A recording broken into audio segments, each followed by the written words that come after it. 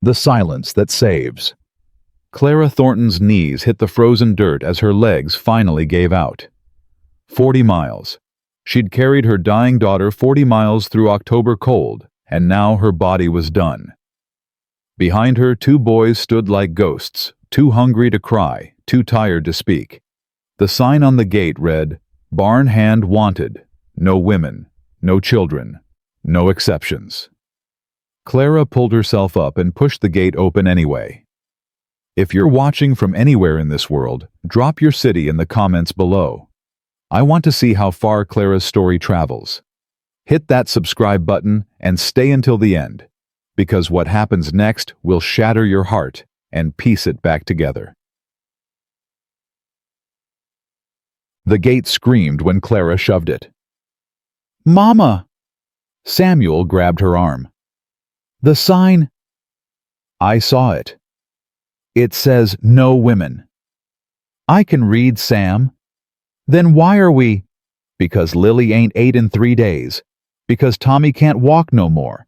Because I didn't drag us 40 miles to let a piece of wood stop me." Clara shifted her daughter higher against her chest. The girl weighed nothing. Skin and bones and fever. "Now hush and follow me." She walked through. The ranch looked like something had died here, and nobody bothered to bury it. Barns sagging.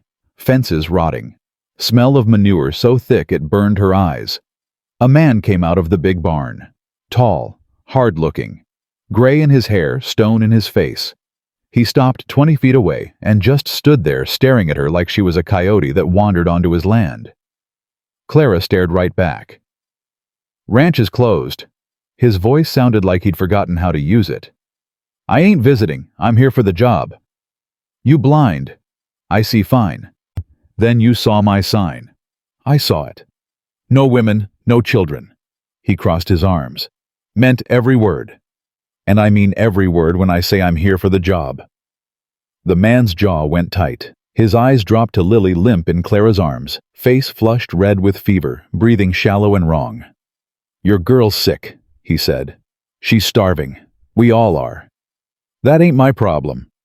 I ain't asking you to make it your problem. I'm asking for work. I don't hire women." Clara's spine snapped straight. Every bone in her body begged her to sit down to rest, to give up. She locked her knees instead. "You don't hire nobody from the look of things. When's the last time someone cleaned them stalls? When's the last time your chickens got fresh water?" She pointed at the nearest barn. "I can smell the rot from here. Your animals are sick, your feed's gone bad, and your whole operation's about 3 months from falling down around your ears." Something shifted in his face. Not much. Just a flicker. "You know livestock. I grew up on a farm in Ohio, worked it till I was 16. I can birth a calf, cure a sick hen, muck a stall faster than any man you ever hired. And them—" He nodded toward Samuel and Tommy. "They work too. Sam's 10 strong as a boy twice his age. Tommy's 7 good with animals. They earn their keep. And the baby—" Clara's arms tightened. "Lily's 4. She won't be no trouble." The man was quiet. His eyes moved slow from Clara to Samuel to Tommy to Lily and back again. Measuring. Deciding. "Where's their daddy?" "Dead. 8 months now. Cave-in at Morrison Mine." "Sorry." "Thank you." More silence. Clara's legs shook. Black spots danced at the edges of her vision. She'd walked 40 miles on nothing but desperation and the memory of food. Her body was done pretending it wasn't. "There's a boarding house in Redemption," the man said. 12 miles east. They take in women." Clara laughed. It came out sharp and bitter. "Mister, I just came from Redemption."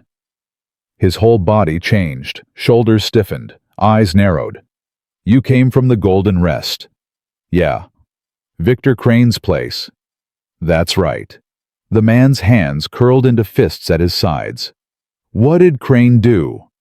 Clara hesitated. The truth was heavy. She'd been carrying it for months, and it got heavier every day. "He offered me a room," she said carefully. "Said I could work off the cost. Cooking, cleaning, regular work. But the debt kept growing. No matter how hard I worked, I owed more every day. And then he started talking about other ways I could pay. The man's voice went flat. What kind of ways? Clara met his eyes. The kind that breaks a woman. The kind that turns her into something to be bought and sold. The kind I'd die before I agreed to. But you ran instead. I had to. He was going to take my children. Said they was collateral. Clara's voice cracked. She hated herself for it. Said if I didn't pay one way, I'd pay another. Said he'd send men after me if I ran. You ran anyway. Wouldn't you? Lily whimpered against Clara's chest.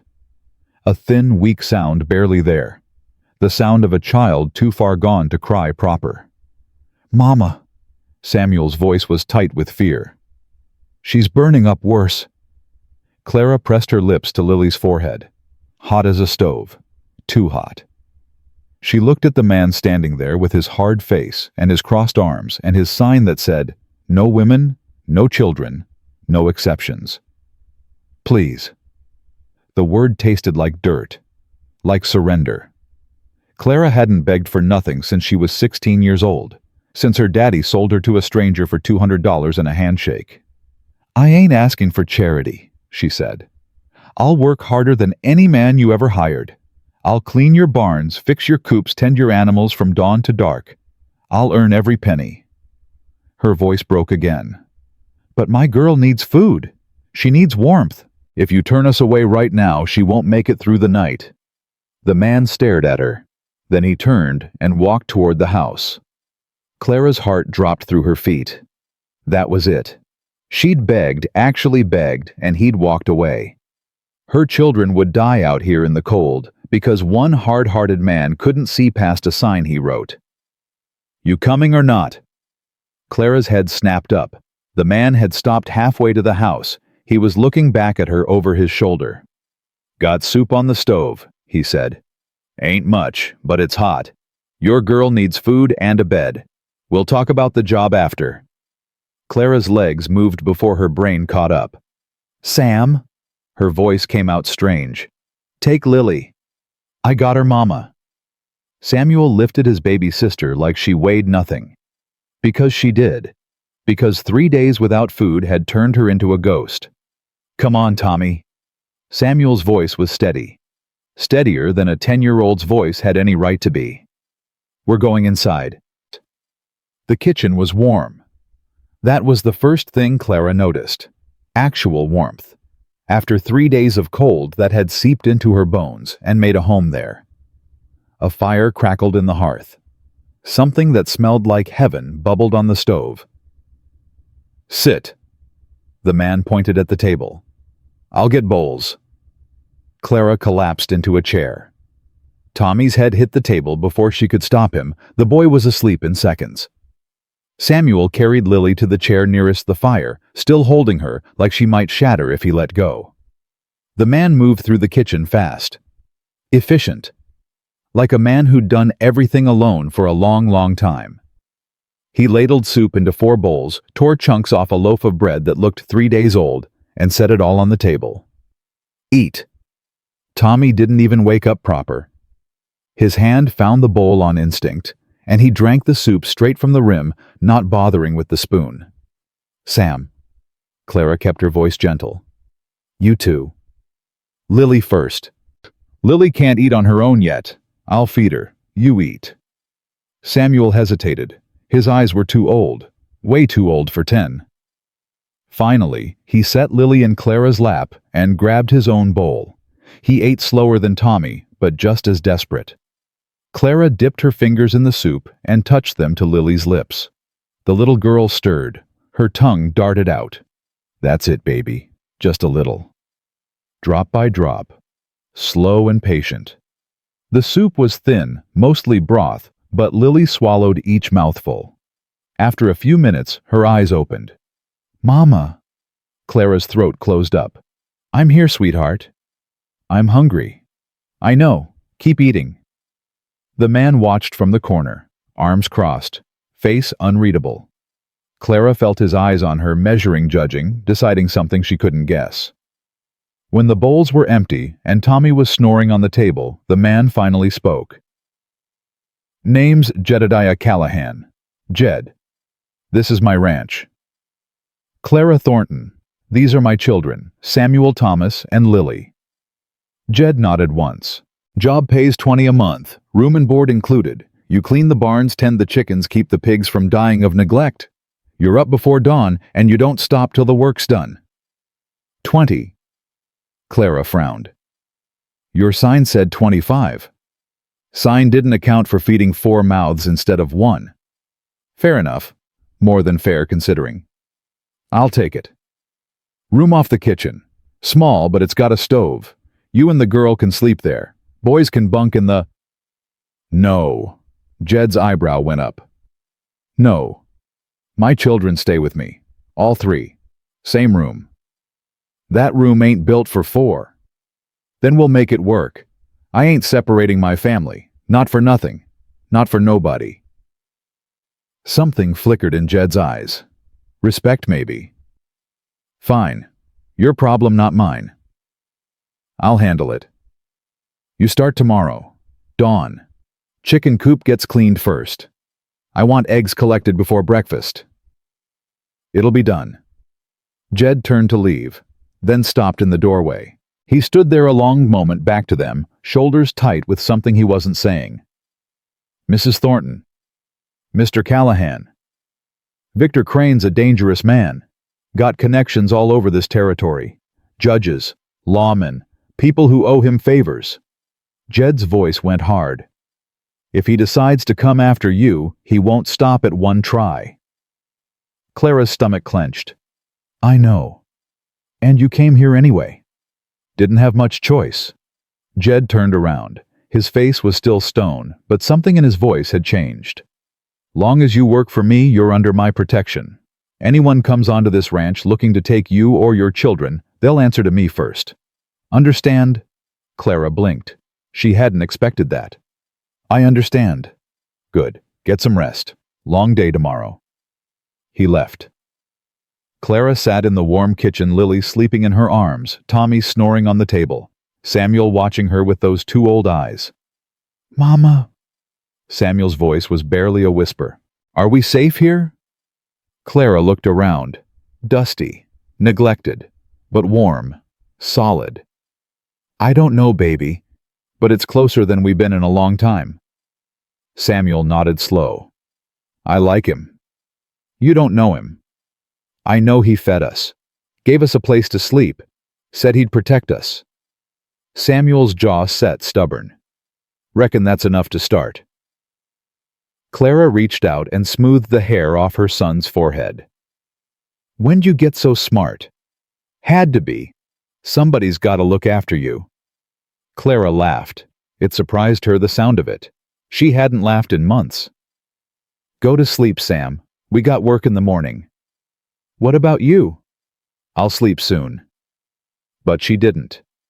Long after the children were settled, Tommy carried to the small room, Lily tucked into the narrow bed, Samuel curled up on blankets on the floor. Clara sat by the window and stared at the darkness. Victor Crane was out there somewhere. She could feel it. The same instinct that had told her to run was telling her now that he hadn't given up.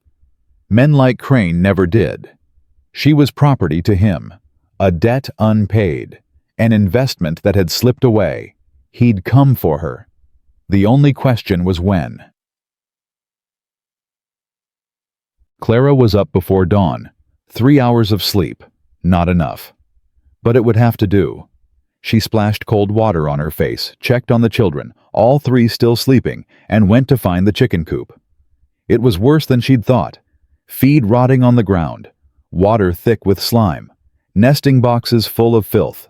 The chickens looked half-dead feathers, matted eyes dull. Lord have mercy, Clara muttered. What kind of man lets things get this bad? She got to work. An hour later, Samuel appeared in the doorway. Mama, you should have woke me. You needed sleep. I'm fine. He grabbed a shovel. Show me what to do. They worked side by side. Clara showed him how to scrape out the old bedding, how to scrub the boxes, how to check for cracks where predators could get in. Samuel learned fast. Too fast. Like a boy who'd figured out young that survival meant being useful. "Mama?" Samuel didn't look up from his work. "Can I ask you something?" "Always." "Mr. Callahan, he lost someone, didn't he?" Clara paused. "What makes you say that?" "The way he looked at Lily, like seeing her hurt him somehow." Samuel scraped his shovel along the floor. "Like he was remembering something he didn't want to remember." "Smart boy, too smart." "I think he lost everything," Clara said quietly. "Wife, child, the will to care about much of anything. Like you did when Pa died." The question hit Clara like a fist. "I lost your father, lost our home, our future." She set down her rake and looked at her son. "But I never lost everything, Sam, because I still had you, and Tommy, and Lily. You three are why I'm still standing. You're why I walked 40 miles. You're why I'll fight Victor Crane and anyone else who tries to hurt us." Samuel's eyes went bright. "I'm scared, Mama." "I know, baby. What if he finds us? Then we fight. What if we can't win?" Clara pulled her son into her arms. This boy who'd become a man overnight, who'd carried his siblings through hell without complaining. "Then we go down swinging," she whispered. "Because that's what Thorntons do." They finished the coop by mid-morning. 17 eggs more than the hens had laid in weeks now that they had clean water and fresh feed. Clara carried them to the kitchen. Jed was sitting at the table, staring at a cup of cold coffee like it held the answers to questions he'd stopped asking. He looked up when she walked in. "Eggs." Clara set the basket on the counter. "Your hens weren't laying because the coop was filthy. Should do better now." Jed's eyes moved past her to the window. Samuel and Tommy were in the yard. Tommy had woken up and insisted on helping mostly by chasing chickens and making his brother laugh. "Your boys work hard," Jed said. "They've had to." "The little one, how is she?" "Fever broke in the night. She's sleeping now, but she'll be up and moving by afternoon." Jed nodded. He picked up his coffee, took a sip, grimaced at the cold. "I'll start on the pigsty next," Clara said. "Unless there's something more urgent." "The barn. Third stall on the left. Mare's been limping for a week. You said you know horses." "I do." "Take a look. Been too busy to deal with it myself." Clara nodded and turned to leave. "Mrs. Thornton." She stopped. "You did good work on that coop. Better than I expected." It wasn't praise exactly, but it wasn't criticism either. "Thank you, Mr. Callahan." The mare was beautiful. Even sick and neglected Clara could see it, the clean lines, the intelligent eyes, the quality breeding. "Hey girl," Clara murmured, approaching slow. "I ain't gonna hurt you." The horse snorted, but didn't shy away. Clara ran her hands down the front left leg, feeling for heat, for swelling, for anything wrong. There. A small abscess on the hoof hidden under mud and grime. Infected, painful, but treatable. "Sam," Clara called. "Bring me the medical kit from the wall, and clean water." Her son appeared with Tommy trailing behind. "What's wrong with her?" Tommy asked, eyes wide. "Infection in her hoof. Nothing serious if we catch it in time." Clara took the kit and started working. "Watch close. I'm going to show you both how to fix it." She cleaned the hoof, drained the abscess, packed it with a poultice. "She'll be walking normal in a week," Clara said. "Maybe less." "How'd you know what to do?" Tommy asked. "My daddy taught me. His daddy taught him." Clara smiled at her youngest son. "Someday, I'll teach you." Tommy's face lit up. "Really? Really? Can I name her?" Clara laughed. "She ain't ours to name, sweetheart." "But she don't got a name. Mr. Callahan just calls her the mare. That ain't a proper name." "What would you call her?" Tommy thought hard. his face scrunched up with concentration. "Penny," he said finally. "Because she's the color of a new penny." Clara looked at the mare copper coat gleaming now that she'd brushed off some of the dirt. "Penny," Clara repeated. "I like it." "Me too," Samuel said. "It suits her." Tommy beamed like he'd just won a prize. For a moment, just a moment, Clara forgot about Victor Crane. Forgot about the running, the fear, the 40 miles of hell. She just stood in a barn with her two sons, watching them smile, and let herself feel something that might have been hope. Then she heard hoofbeats. Distant, but getting closer. Clara's blood went cold. "Sam." Her voice came out sharp. "Take your brother to the house. Find Lily. Stay inside." "Mama!" "Now Samuel." The boys ran. Clara grabbed a pitchfork from the wall and moved to the barn door. 3 riders were coming down the road. She couldn't see their faces yet, but she didn't need to. She knew. Victor Crane had found her. "Simon." Jed appeared beside her. Clara hadn't heard him approach. "Get inside," he said. His voice was quiet, dangerous. "They're here for me." "I know. Get inside." "Mr. Callahan." "Jed." He pulled a rifle from somewhere she hadn't even seen him carrying it. "And I said get inside, now." Clara hesitated. Every instinct screamed at her to run, to grab her children and disappear into the hills. But she was done running. "No." Jed turned to look at her. His eyes were hard, but there was something else there too. Something that almost looked like respect. "You're a stubborn woman, Mrs. Thornton." "Clara, and yeah, I am." The riders were close enough now to make out faces. 3 men, hard-looking, the kind of men Victor Crane kept on his payroll.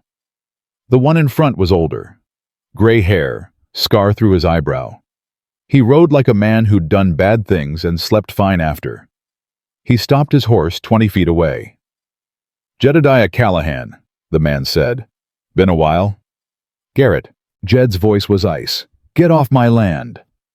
"Now that ain't friendly." Garrett smiled. It didn't reach his eyes. "I'm here on legitimate business, looking for a woman, Clara Thornton. Word is, she's working for you." "Word's wrong." "That's so."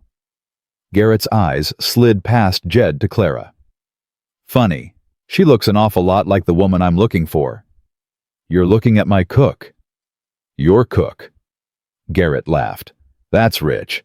Victor Crane's got papers saying she owes him 6 months' wages. I'm here to collect."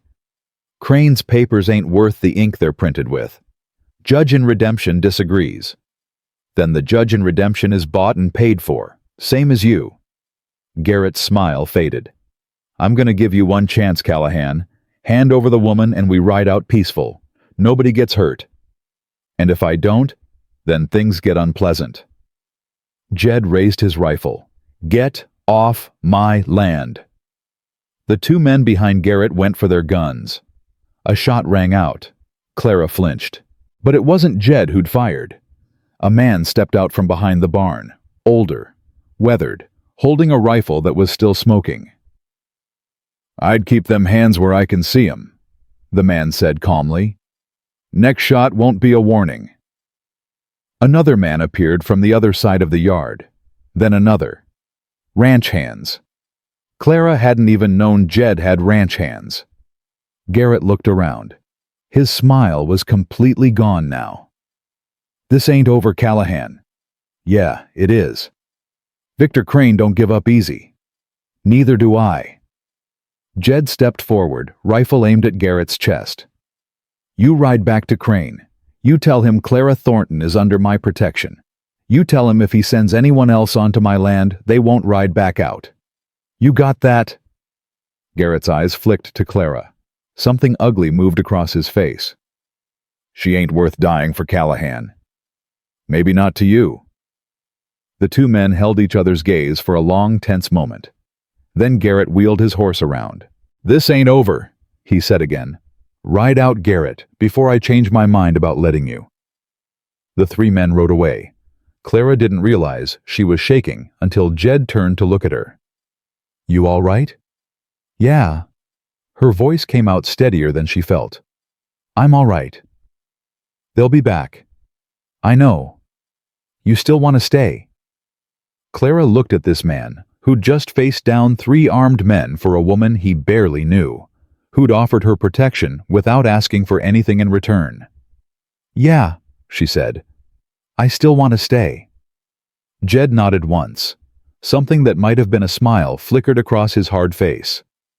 Good, because I wasn't planning on letting you leave. He walked back toward the house. Clara stood in the yard, pitchfork still clutched in her hands, heart still pounding in her chest. From the window of the main house, 3 small faces stared out at her. Samuel. Tommy. Lily, awake now, pressed against the glass. Clara raised her hand and waved. They waved back. And somewhere deep in her chest, in a place she'd thought was dead and buried, something stirred. Something that felt almost like hope, almost like home. That night, Clara couldn't sleep. She lay in the narrow bed with Lily curled against her side, listening to the sounds of the ranch settling into darkness. Samuel's breathing was steady on the floor. Tommy had fallen asleep mid-sentence, still talking about the horse he'd named Penny. But Clara's mind wouldn't quiet. Garrett's face kept appearing behind her closed eyes. That ugly smile, those cold words, she ain't worth dying for Callahan.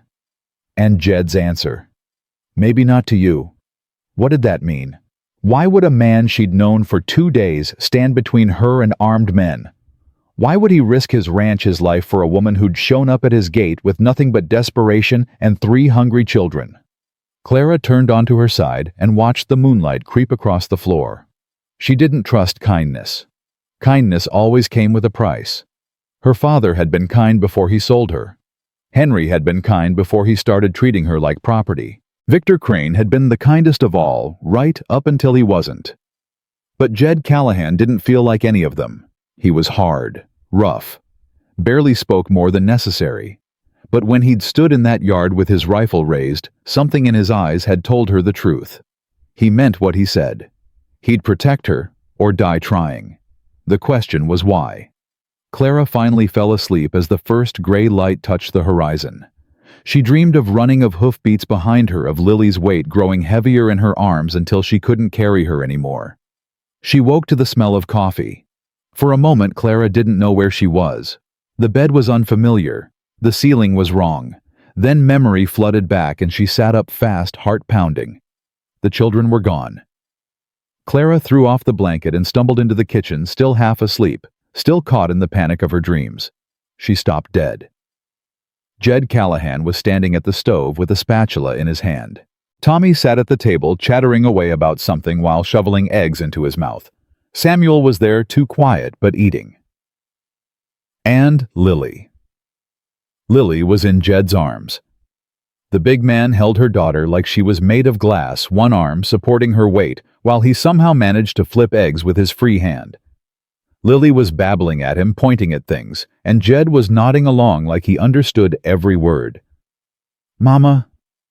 Tommy spotted her first. Mr. Callahan made breakfast. He said you needed to sleep, so he let us out quiet, and he's been teaching me how to crack eggs. Only I broke 2, but he said that's okay because everybody breaks eggs when they're learning, and... breathed Tommy. Clara's voice came out strange, thick. Jed turned around. He didn't look embarrassed at being caught holding her daughter, just nodded at the table. Sit. Food's almost ready. You didn't have to. You were up late. Heard you moving around.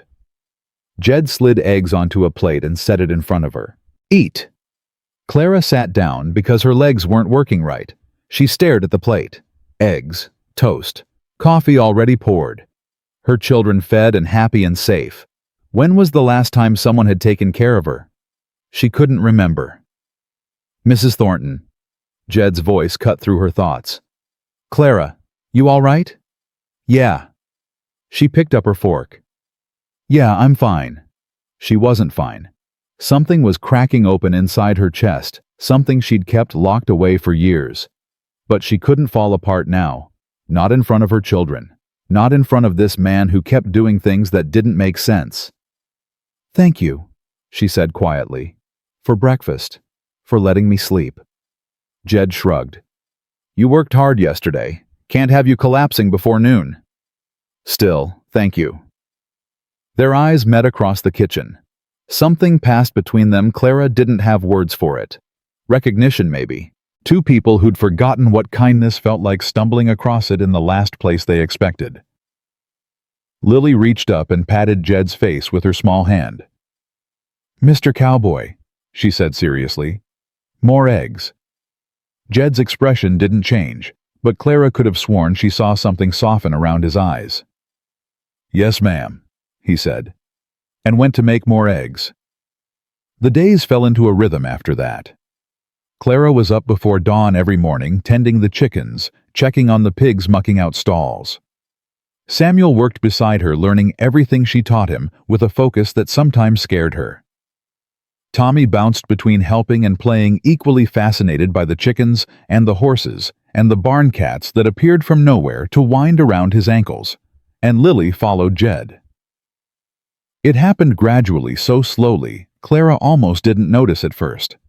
Lily would toddle out of the kitchen and somehow end up wherever Jed was working. He'd look down, find a 4-year-old attached to his leg, and just keep working like it was normal. She's bothering you, Clara said one afternoon, finding Lily perched on a hay bale while Jed repaired a bridle. I'll take her back inside. She ain't bothering me. She's talking your ear off. Don't mind. Jed held up the bridle, squinting at his work. She's good company. Lily beamed. Mr. Cowboy says I'm good company. I heard him, baby. He's teaching me about horses. Penny likes apples best, but you gotta cut them small so she don't choke. And you gotta hold your hand flat when you give them to her, or she might bite your fingers, but she wouldn't mean to because horses are gentle. Really, only sometimes they get scared and... Breathe, Lily. Jed's mouth twitched. Almost a smile. Clara had been watching for those almost smiles, cataloging them like rare flowers. She's fine, Jed said. Let her stay. So Clara let her stay, and something that had been wound tight in her chest loosened just a little. A week passed. Then 2. Clara transformed the ranch without meaning to. The chicken coop gleamed. The pigs stopped looking sickly. The barn cats got fat on the mice she encouraged them to hunt. Even the ranch hands, 3 men named Hank, Ezra, and Old Pete, started looking at her with something like respect. You've got a gift, Mrs. Thornton, Hank said one evening. He was the oldest of the 3, gray-bearded and quiet, the kind of man who only spoke when he had something worth saying. This place ain't looked this good in years. Just hard work. Nah, it's more than that. Hank glanced toward the main house where Jed was fixing something on the porch. You've got a gift for making things come back to life. Clara didn't know what to say to that, so she just nodded and went back to work. The first real crisis came in the 3rd week. Clara was in the barn checking on Penny. The mare's hoof had healed clean, and she was walking normal again when she heard shouting from the north pasture. She ran. By the time she got there, Ezra was on the ground, and Hank was kneeling over him. Blood everywhere. More blood than Clara had ever seen. What happened? She dropped beside them, already reaching for Ezra's leg, where the blood was coming from. Barbed wire. Hank's voice was tight. Fence snapped while he was working on it. Caught him right across the thigh. Clara looked at the wound. Deep, jagged, blood pumping out in rhythmic spurts. Arterial. Give me your belt. She didn't wait for Hank to respond, just yanked it off him and wrapped it around Ezra's thigh above the wound. Hold this, tight as you can. Mrs. Thornton, do it. Hank held. Clara pressed both hands against the wound, feeling the blood hot and slick between her fingers. Ezra, look at me. The man's eyes were going glassy.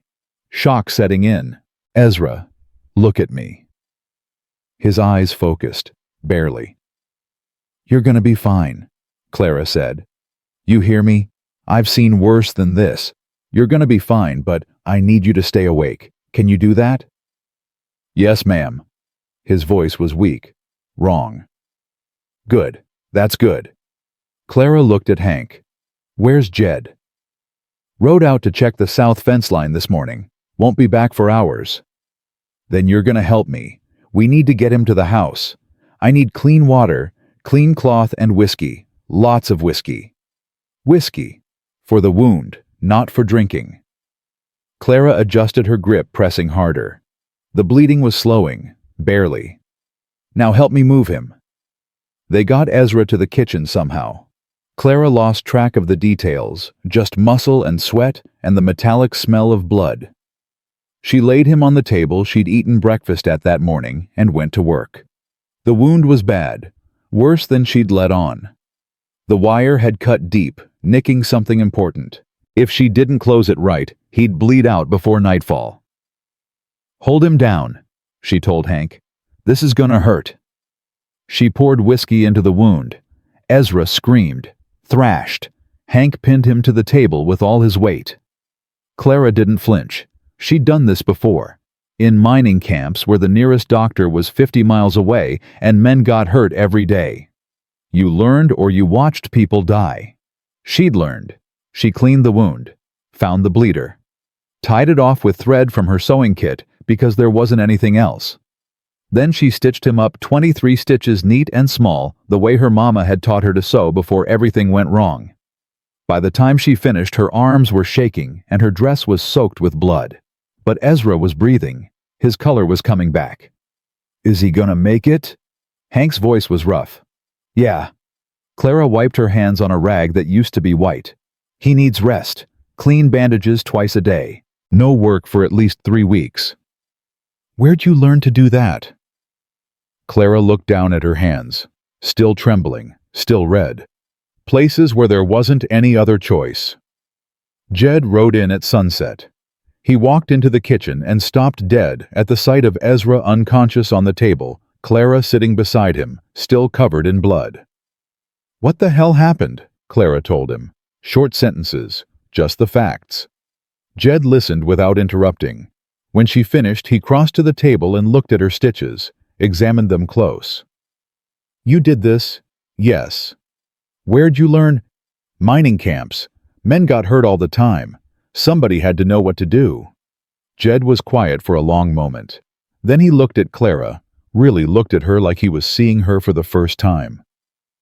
You saved his life. I did what needed doing. No. Jed's voice was firm. You saved his life. Most people would have panicked, would have let him bleed out while they waited for help. You didn't. Clara's throat tightened. I couldn't just let him die. I know. Jed reached out and touched her shoulder. Brief, gentle. That's what makes you different. His hand dropped. He turned away. I'll sit with him tonight. You get cleaned up. Get some rest. I should... You've done enough. Jed's voice brooked no argument. More than enough. Let me take this watch. Clara wanted to protest, wanted to insist that she could handle it, but her body was screaming for rest, and somewhere in the house her children were probably worried sick. All right, she said, but you wake me if anything changes. I will. She stood up. Her legs wobbled. Jed steadied her with a hand on her elbow. Easy. I'm fine. You're dead on your feet. Come on. He walked her to the door of her room. The children were inside, all 3 of them, piled on the bed, awake and waiting. Mama? Tommy launched himself at her. There was so much blood. Hank said Ezra got hurt, and you fixed him like a doctor, and... Shh, baby. I'm okay. Everything's okay. You got blood on your dress. I know. I'll wash it tomorrow. Lily held up her arms, and Clara picked her up despite her exhaustion, held her daughter close and breathed in the clean smell of her hair. Mama saved somebody, Lily said solemnly. Mr. Cowboy said so. Clara looked past her children to where Jed stood in the doorway. Thank you, she said. For what?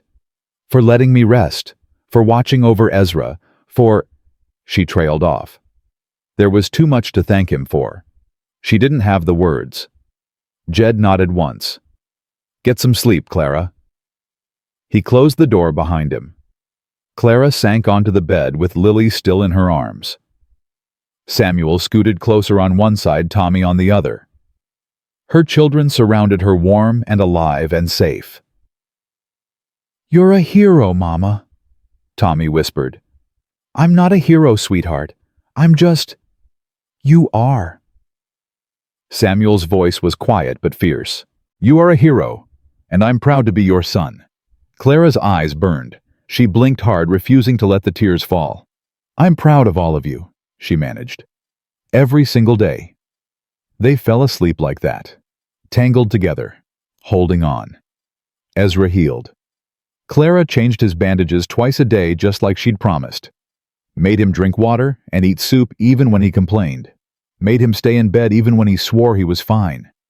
"You're worse than my mama," Ezra grumbled on the 5th day. "She wasn't half this stubborn." "Your mama ever save your life?" "No, ma'am." "Then hush and drink your soup." Ezra drank his soup. The other ranch hands treated Clara different after that. They'd been respectful before, but now there was something else. Gratitude, maybe. Or something deeper. "You're one of us now," Hank told her one evening. "Whatever happens, we got your back." "Nothing's gonna happen. Garrett came once. He'll come again." Clara's stomach clenched. "You think so? I know so. Men like Victor Crane don't give up. They just wait for the right moment." Hank's eyes were serious. "But when he comes, he'll find out we're ready. This whole ranch. Every man here would die for you, Mrs. Thornton. You've earned that." Clara didn't know how to respond. She'd never earned anything like that before. Never had anyone willing to stand between her and danger. "Thank you," she said finally. "But I don't want anyone dying for me." "With respect, ma'am, that ain't your choice." The weeks kept passing. October bled into November. The air got colder. The work got harder. Clara's hands cracked and bled from the cold, but she kept working, kept pushing, kept proving herself every single day. And slowly something changed between her and Jed. It started with small things. He'd bring her coffee in the barn when the mornings got cold. She'd save him the best pieces of bread from her baking. He'd make sure the fire was built up before she woke. She'd mend his shirts without being asked. They didn't talk about it, didn't acknowledge it. But something was growing in the silence between them, something tender and fragile and terrifying. One night, Clara was sitting on the porch after the children were asleep. The stars were thick overhead, and the cold bit at her cheeks, but she couldn't make herself go inside. The door opened behind her. Jed sat down on the step beside her, close enough that their shoulders almost touched. "Can't sleep?" he asked. "Mind won't quiet." "Know the feeling." They sat in silence for a while.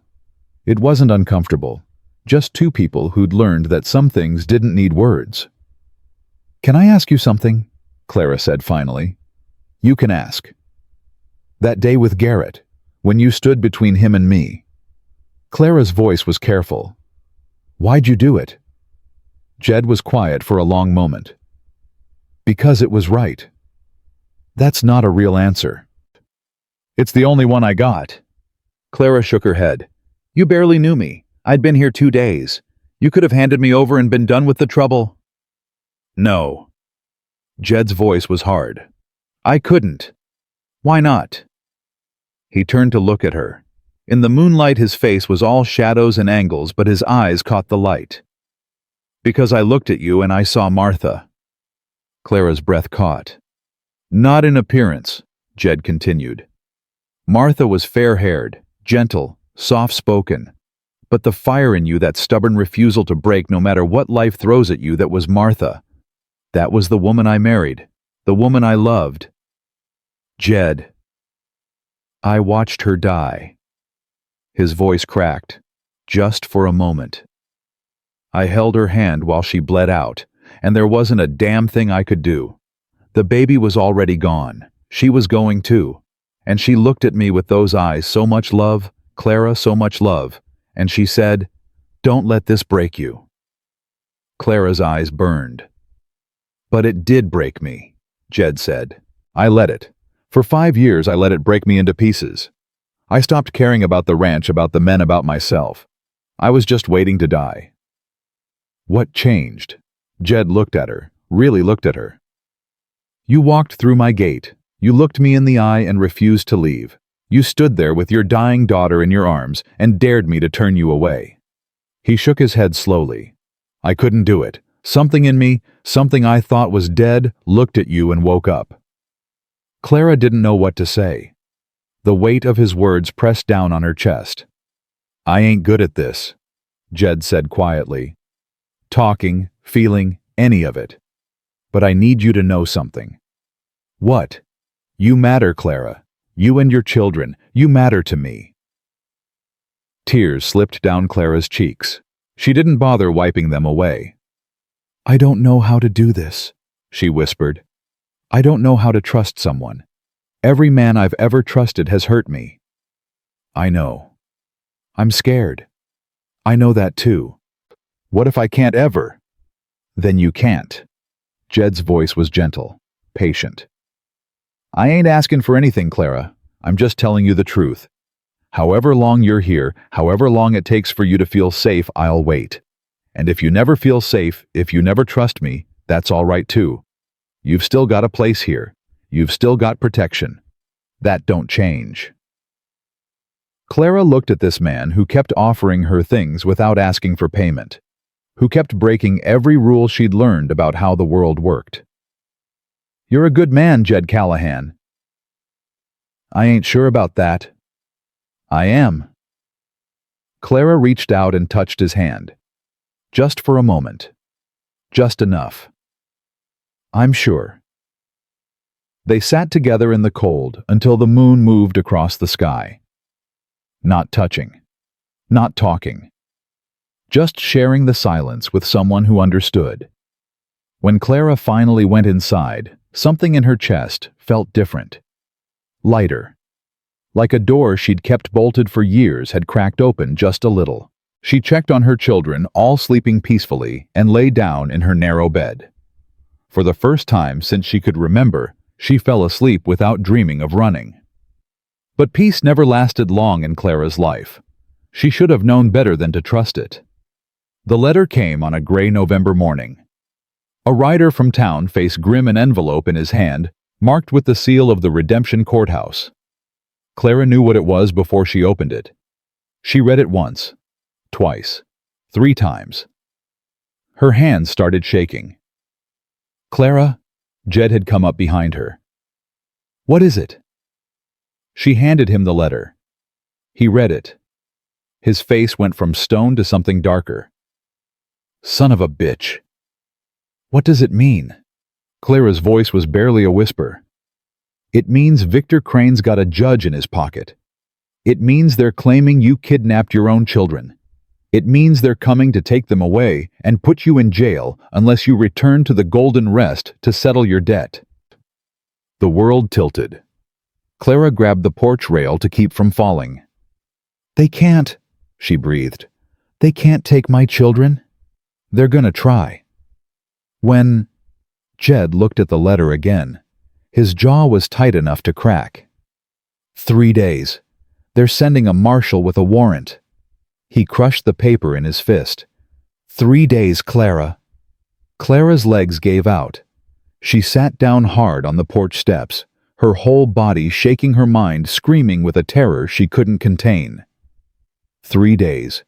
In 3 days, they were coming to take everything she loved. And there wasn't a damn thing she could do to stop them. Jed pulled Clara to her feet before she could shatter completely. Look at me. She couldn't. Her eyes were fixed on nothing, her mind drowning in the words on that crumpled paper. Kidnapping. Warrant. 3 days. Clara. Jed's voice was sharp, commanding. Look at me. She looked. We ain't giving up. You hear me? We ain't letting them take your children. How? The word came out broken. They got a judge. They got a marshal. They got the law on their side. The law ain't always right. Don't matter if it's right. Matters if it's got teeth. Clara's whole body was shaking. I've seen what happens to women who fight the law, Jed. They lose. Every single time they lose. Jed gripped her shoulders. Hard enough to hurt. Hard enough to cut through the panic. You ain't every woman, and you ain't alone. His eyes burned into hers. We got 3 days. That's 3 days to figure this out. 3 days to find a way to fight. Fight how? I don't know yet, but I ain't watching them take your children. Not while I'm breathing. Clara stared at him. This man who barely knew her. This man who kept putting himself between her and destruction. Why? She whispered. Why do you keep fighting for me? Jed's jaw tightened. You know why. Say it. Clara, say it. He was quiet for a long moment. Then his hands dropped from her shoulders and he looked away. Because I love you. The words hit Clara like a physical blow. She stopped breathing. I know I ain't supposed to. Jed continued, his voice rough. I know it's too soon and you ain't ready, and you got every reason not to trust me. But I can't help what I feel. I look at you and I see everything I thought I'd lost. Everything I thought was dead in me. He finally looked at her again. I love you, Clara Thornton. I love your fire and your strength and the way you'd walk through hell for your children. And I'll be damned if I let Victor Crane or anyone else destroy what you've built. Clara's eyes filled with tears. I don't know if I can love you back, she said honestly. I don't know if I know how anymore. I ain't asking you to love me back. I'm just asking you to let me fight for you. Clara reached up and touched his face. Her fingers were cold against his weathered skin. Okay, she whispered. Okay. The next 3 days were a war council. Jed gathered everyone in the kitchen that night. Hank, Ezra still moving slow from his injury, but refusing to be left out. Old Pete. Even the children sat at the table, though Clara had tried to send them to bed. They're part of this. Samuel said, his voice steady. They're coming for us too. We got a right to know what's happening. Clara couldn't argue with that. Here's what we know. Jed spread the crumpled letter on the table. Victor Crane's got a judge named Morrison, who's been on his payroll for years. Morrison signed a warrant claiming Clara kidnapped her own children and fled to avoid paying debts. A federal marshal named Bodine is coming in 3 days to execute the warrant. Can't the local sheriff do something? Hank asked. Sheriff Webb's a good man, but he ain't got jurisdiction over a federal warrant. Best he can do is watch and make sure things stay legal. Legal. Ezra spat the word. Ain't nothing legal about what Crane's doing. Crane don't care about legal. He cares about winning. Jed looked around the table. We need proof. Something that shows the judge is corrupt, that the warrant's based on lies. Something that'll make a real court throw this whole thing out. What kind of proof? Old Pete's voice was quiet. I don't know yet, but Crane's been running his operation for years. He's got to have made enemies. Got to be other women he's done this to. Jed turned to Clara. You said there were others, at the Golden Rest.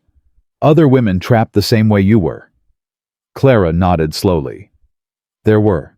Most of them gave up, stopped fighting. But a few... She paused, remembering. There was a woman named Rose Whitfield. She tried to run same as me, got caught and brought back. But before they caught her, she said she'd hidden something. Proof of what Crane was doing. Ledgers, names, dates. Where? I don't know. She never got a chance to tell me. They came for her that same night. What happened to her? Clara's face went pale. I don't know. She disappeared. Crane said she'd paid her debt and moved on, but nobody believed him. The table went silent. So we find Rose, Jed said finally. Or we find what she hid. In 3 days? Got a better idea. Nobody did. Jed rode out before dawn. Clara watched him go, her heart in her throat. He was riding toward redemption, toward Victor Crane's territory, to find proof that might not exist. It was dangerous, maybe suicidal. But he went anyway. He'll be okay, Mama. Samuel stood beside her in the gray morning light. Mr. Callahan's tough. I know, baby. You love him, don't you? Clara's breath caught. What? The way you look at him. The way you look when he's around. Samuel's voice was quiet. Pa's been gone 8 months. It's okay if you love someone else now. Clara turned to her son. This boy who'd grown up so fast, who understood things no 10-year-old should have to understand. I don't know what I feel, Sam. Everything's so mixed up right now. But if you did love him, if you figured it out, would that be bad? No. Clara's voice was soft. No, baby. That wouldn't be bad. Samuel nodded. Good. Because I think he loves you too. And Lily already calls him Mr. Cowboy, like he's part of the family. Clara laughed despite everything.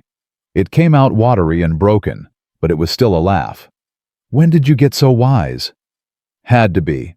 Somebody's got to look out for you. Clara pulled her son into a hug and held on tight. The first day passed in agonizing slowness. Clara tried to work, tried to keep her hands busy and her mind focused, but every few minutes she'd find herself staring at the horizon looking for Jed, praying he was safe. The children were quiet. Even Tommy, usually bursting with energy, moved through the day like a ghost. He knew something was wrong. They all did. That night, Lily climbed into Clara's lap and pressed her face against her mother's chest. Mama? Yes, sweetheart.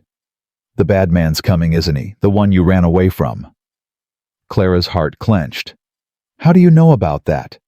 I hear things when you think I'm asleep. Lily's small voice trembled. Is he gonna take us away? Clara held her daughter tighter. No, baby. Nobody's taking you away. Promise. I promise. It was a promise she wasn't sure she could keep, but she made it anyway because that's what mothers did. They promised. They fought. They lied to their children about the darkness coming for them, and then they stood in front of it with bare hands and broken hearts. I love you, Mama, Lily whispered. I love you too, sweetheart. More than anything in this world. Jed came back on the second day.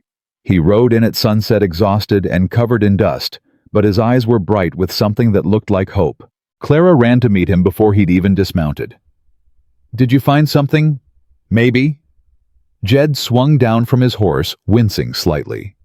He looked like he hadn't slept in 2 days. I found Rose Whitfield. Clara's heart stopped.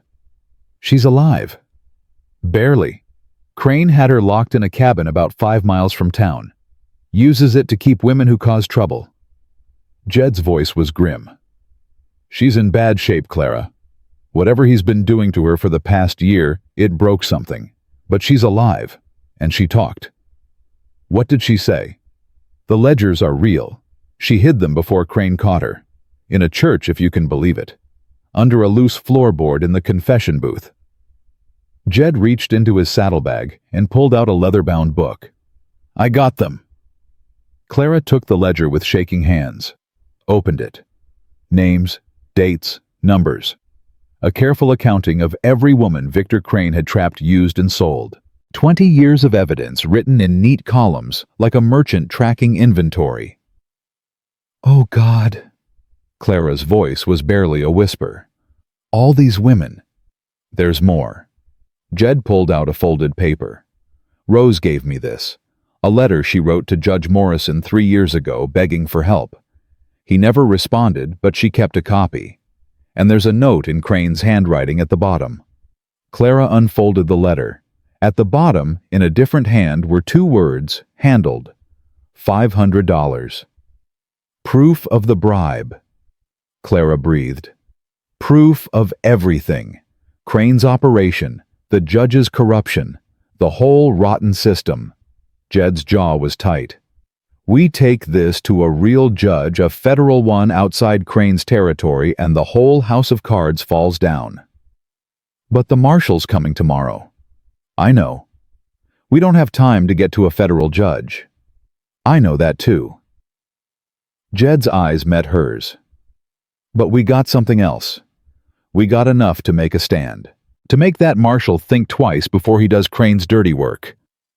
You think it'll be enough. I think it's all we got. That night, nobody slept. Clara sat with the ledger in her lap, reading entry after entry, page after page.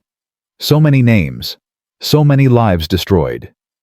She'd thought she was alone in her suffering, but she was just one of dozens. Hundreds, maybe. Victor Crane had built an empire on broken women, and tomorrow she was going to help tear it down. Mama.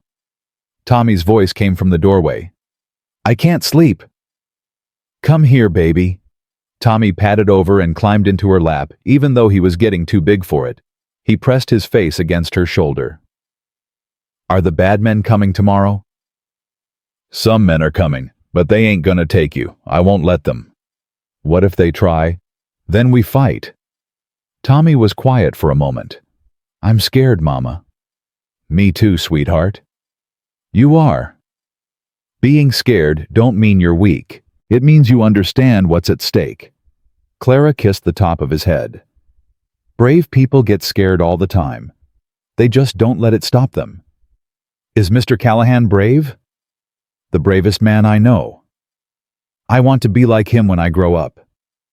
Clara's throat tightened. You already are, baby. You already are.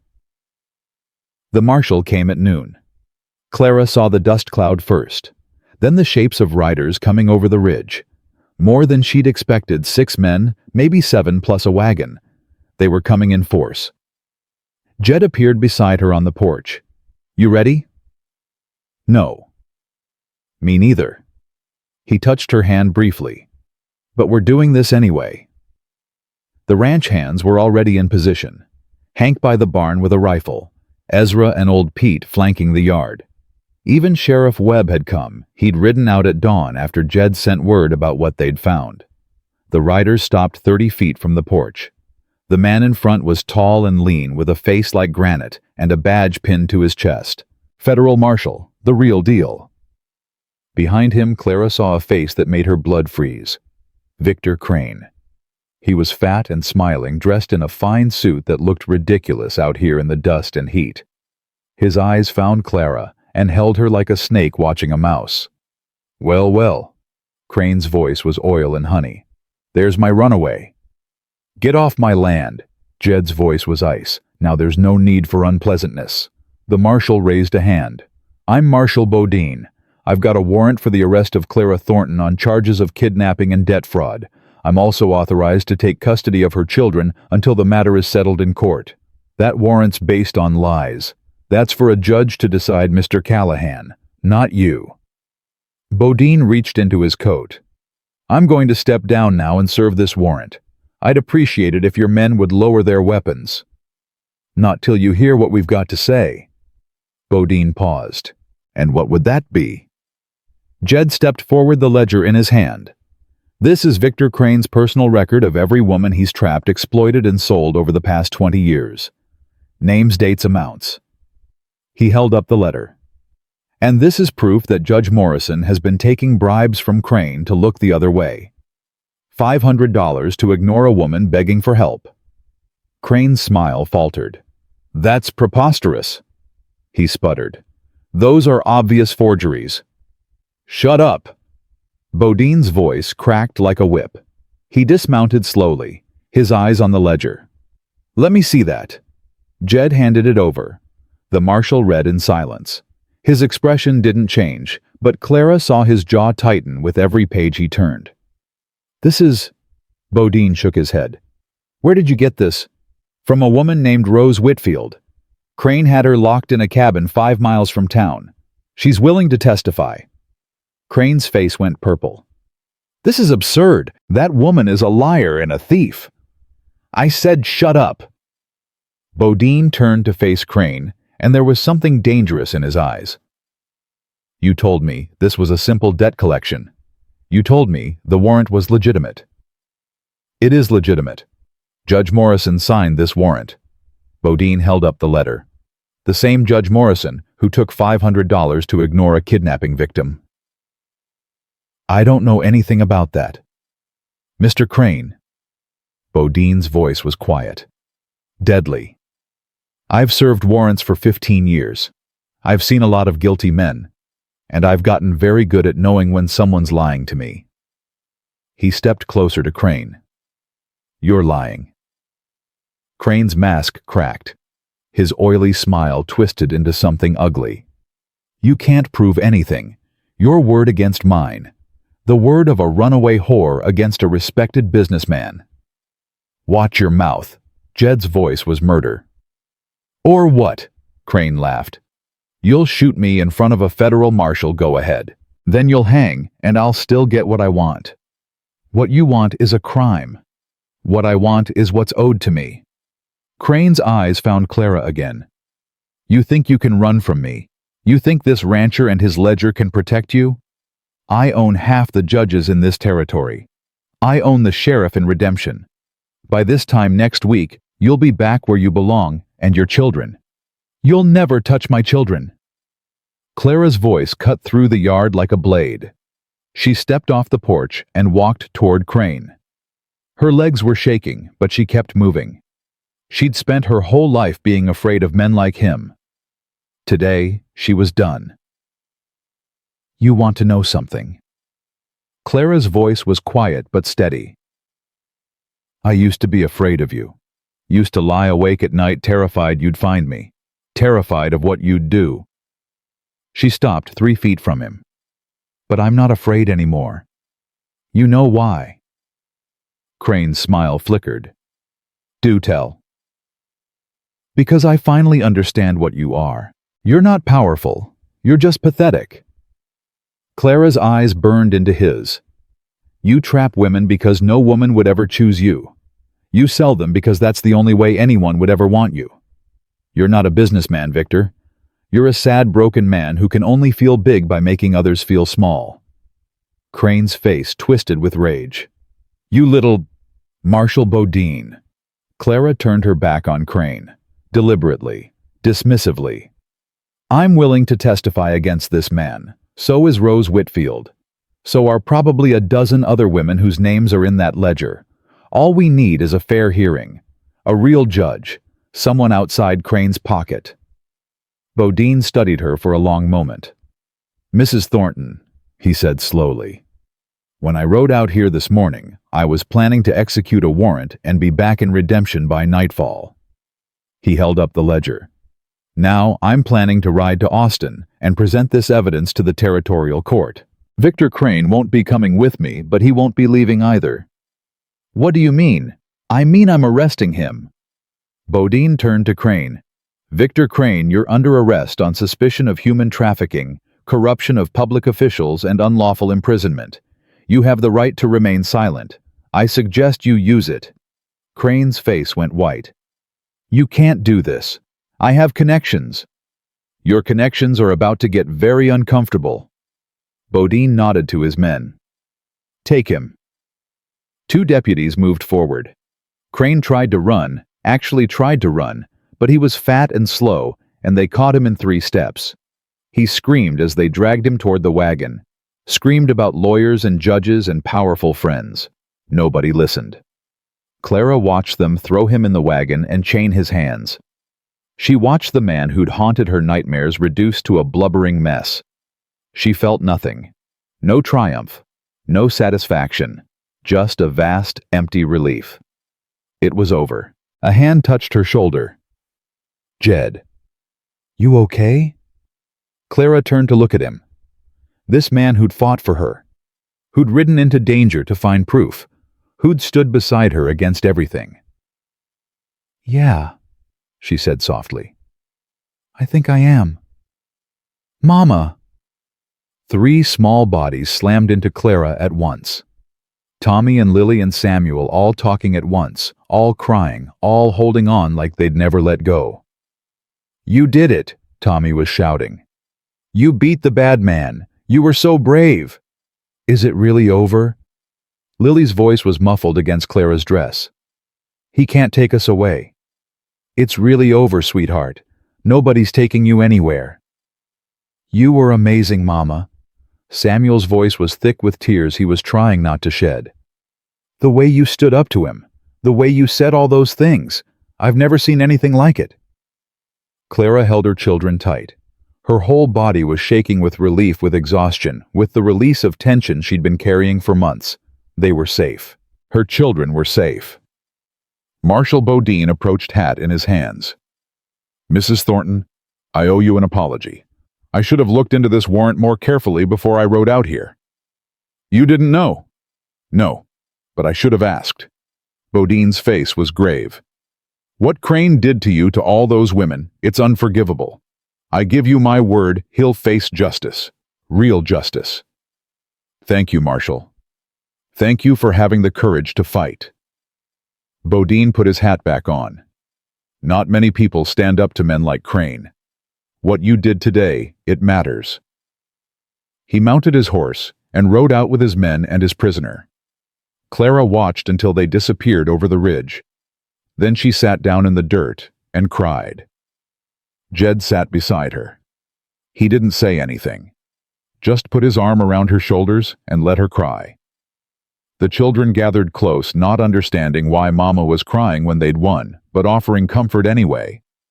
Clara cried until there was nothing left, until the fear and the anger and the grief had all drained out of her, leaving her empty and clean.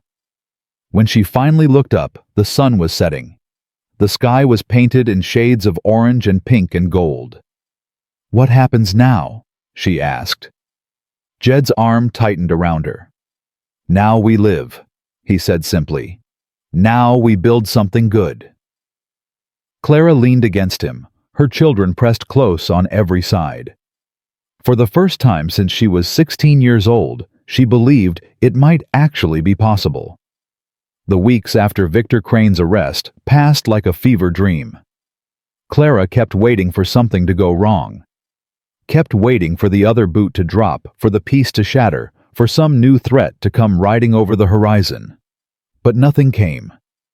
The days stretched out quiet and ordinary, filled with work and meals, and the sounds of her children laughing. She didn't know what to do with ordinary. "You're looking at that fence like it might bite you," Jed said one morning, finding her frozen in the middle of the yard with a bucket of feed in her hands. Clara blinked. "Sorry, got lost in my head." "Anything you want to talk about?" "I don't know. It's stupid." "Try me." Clara set down the bucket. Her hands were shaking slightly, and she hated that they were. "I keep waiting," she said quietly, "for something bad to happen, for someone to come and take it all away. I've never had peace this long, Jed. I don't know how to trust it." Jed was quiet for a moment. Then he moved closer, close enough that she could feel the warmth of him. "I waited 5 years," he said. "After Martha died. Waited for something, anything to make me feel alive again. Told myself the waiting was protecting me, keeping me safe from more hurt." He shook his head slowly. "But it wasn't protecting me. It was just another way of dying." "How'd you stop?" "You showed up." Jed's voice was simple. Matter of fact.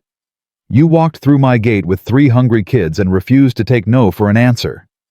And somewhere in those first few days I realized I had a choice. I could keep waiting for life to happen to me, or I could start living again." Clara's throat tightened. "What if I don't know how?" "Then we figure it out together, one day at a time."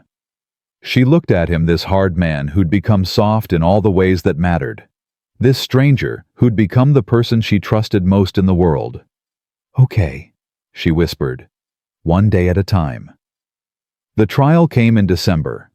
Clara had to testify, had to sit in a courtroom in Austin and tell a room full of strangers what Victor Crane had done to her, what he'd tried to do. Jed came with her. So did Sheriff Webb and Rose Whitfield, who'd healed enough to travel. The children stayed at the ranch with Hank and the others Clara had fought Jed on, that wanting to keep them close. But in the end, she knew he was right. They didn't need to hear the details of what their mother had survived. The courtroom was packed. Word had spread about the ledger, about the dozens of women Crane had trapped and sold, about the corrupt judge who'd helped him do it. People had come from all over the territory to watch the trial.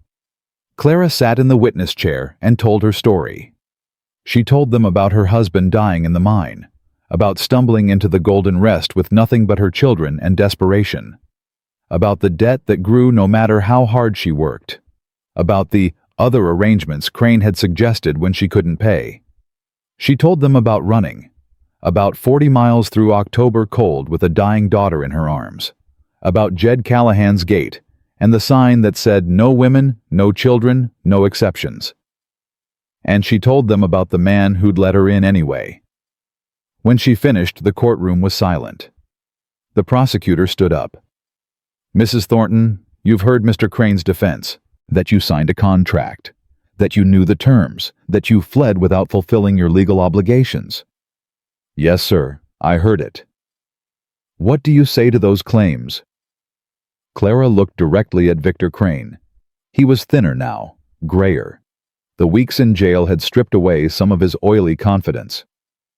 "I say that a contract signed under coercion ain't worth the paper it's printed on. I say that a man who traps starving women and sells them to the highest bidder ain't a businessman, he's a criminal. And I say that any law that protects men like him over women like me is a law that needs to change." The gallery erupted.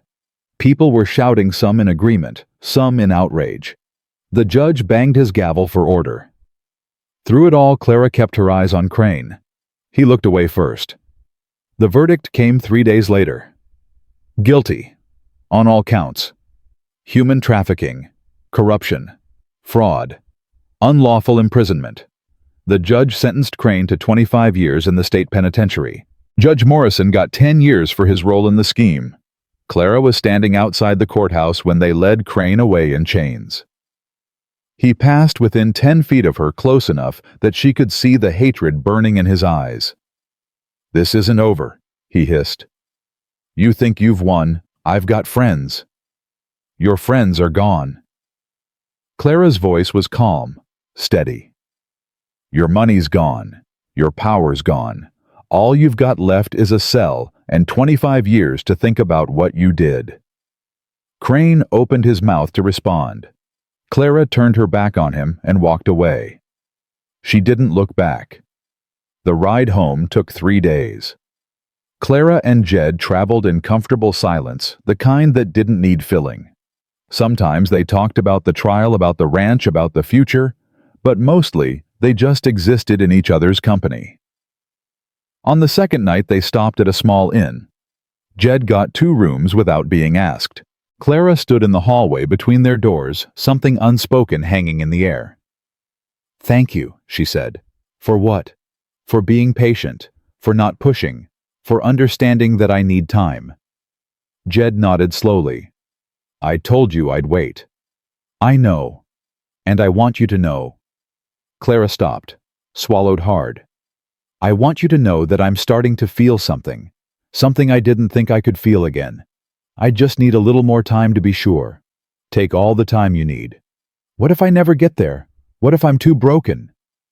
Jed reached out and touched her face. Gentle, reverent. "You ain't broken, Clara. You're the strongest person I've ever known. And whatever you decide, whether you love me or whether you don't, I'll still be glad you walked through my gate." Clara's eyes filled with tears. "How are you real?" she whispered. "I'm just a man who got lucky enough to meet you." He stepped back and opened his door. "Good night, Clara." "Good night, Jed." She went into her room and closed the door behind her. Then she sat on the bed and cried, not from sadness this time, but from something she couldn't name. Relief, maybe, or hope, or the terrifying realization that she might actually be falling in love. They got back to the ranch on Christmas Eve. The children came running before they'd even dismounted. Tommy and Lily reached Clara first, nearly knocking her off her feet with the force of their hugs. Samuel held back, trying to act grown, but Clara pulled him in anyway. "We missed you so much." Tommy was practically vibrating with excitement. "Hank let us help with the horses, and old Pete taught me how to whittle, and Lily learned to make biscuits and—" "Breathe, baby." Clara laughed and kissed his forehead. "I missed you too." "Did you beat the bad man?" Lily asked, her eyes huge. "Did you make him go away forever?" "Yeah, sweetheart. He's going away for a long, long time." "Good." Lily's small face was fierce. I hate him. I know, baby. But we don't have to think about him anymore. It's over. Really over. Really over. Lily considered this. Then her face broke into a smile. Does that mean we can have Christmas now? Clara laughed again, a real laugh, free and clear, the kind she'd forgotten she could make. Yeah, sweetheart, we can have Christmas now. They had Christmas. It wasn't fancy. They didn't have money for expensive gifts or elaborate decorations, but they had a tree that Samuel and Tommy had cut down themselves. They had candles that Lily had helped make from beeswax. They had cookies that Clara had baked while the children were sleeping, and presents wrapped in brown paper. And they had each other. Clara watched her children tear into their gifts on Christmas morning. Tommy got a wooden horse that old Pete had carved. He whooped so loud the chickens started clucking in alarm. Samuel got a real hunting knife with a leather sheath, and the pride on his face made Clara's heart swell.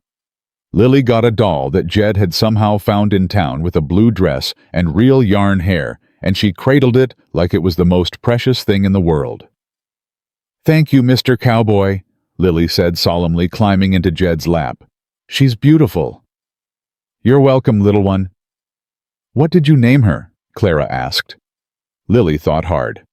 "Hope," she said finally. "Because that's what Mama said we have now." Clara's eyes burned. She blinked hard and looked away. Jed caught her eye across the room. He smiled a real smile, the kind that transformed his whole face, and Clara felt something click into place inside her chest. This was it. This was home. That night, after the children were asleep, Clara found Jed on the porch. He was sitting on the steps looking up at the stars. The cold bit at Clara's cheeks, but she sat down beside him anyway. "Thank you," she said, "for today, for everything." "You don't have to keep thanking me. I know, but I want to." Clara pulled her shawl tighter. "I never had a Christmas like this.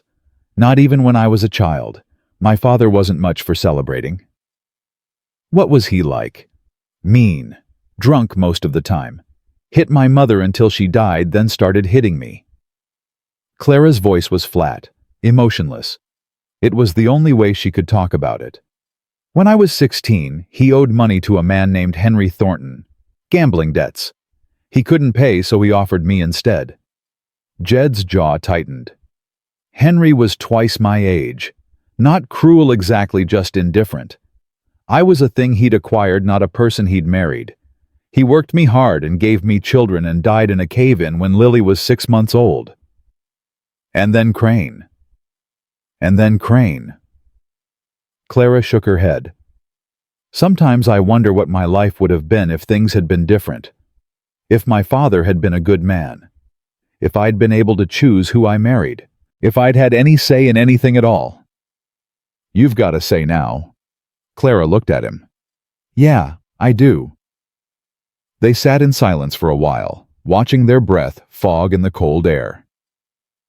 "Jed," Clara's voice was quiet. "I need to tell you something." "Okay." "I love you." The words hung in the air between them. Clara hadn't planned to say them. They'd just come out like they'd been waiting years for the chance. Jed turned to look at her. His face was unreadable in the darkness. "Say that again." "I love you." Clara's voice was stronger now. "I didn't think I could. I didn't think I knew how. But somewhere between that first day and now you cracked something open in me. Something I thought was dead." "Clara, let me finish." She took his hand in both of hers. "I'm still scared. I'm still learning how to trust. I might mess this up in 100 different ways, but I don't want to keep waiting anymore. I don't want to waste any more time being afraid of something good." Jed was quiet for a long moment. Clara's heart hammered in her chest. Then he pulled her into his arms. "I love you too," he said against her hair. "I've loved you since the day you stood at my gate and refused to leave. I loved you when you saved Ezra's life with nothing but determination and a sewing kit. I loved you when you stood up to Crane and told him exactly what he was." Clara pressed her face against his chest. He smelled like wood smoke and horses and home. "What do we do now?" she asked. "Whatever you want. I ain't pushing for anything." Clara pulled back and looked at him. His face was open, vulnerable, waiting. "I want to stay," she said. "I want to build a life here with you. I want my children to grow up safe and loved and knowing what a good man looks like. That's all I want too." "Then we want the same thing." Jed smiled. Clara smiled back. And then finally she kissed him. It wasn't a long kiss, wasn't passionate or desperate, or any of the things Clara might have expected. It was soft and gentle and tentative. Two people who'd been broken finding their way back to something whole. When they pulled apart, Clara was crying. "What's wrong?" Jed's voice was alarmed. "Did I do something?" "No." Clara laughed through her tears. "No, you did everything right. That's why I'm crying." "I don't understand." "I know, I don't either." She wiped her eyes. "I think I'm just happy, and I don't know what to do with happy." "I could teach you." "Yeah." Clara smiled up at him. "How?" "One day at a time, same as everything else." The winter passed slowly. Clara fell into a rhythm she'd never known before.